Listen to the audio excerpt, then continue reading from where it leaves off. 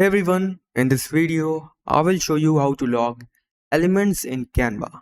Now, if you find this video helpful, the like and subscribe would mean a lot. Alright, let's dive in. Now, first of all, just select the element you want to log. Right click with your mouse and here you will see this option log. So there are two types of logs. First one is simple log. The element will be logged and you can't move its position and you can't change its color, you can't do anything. The second one is lock position only.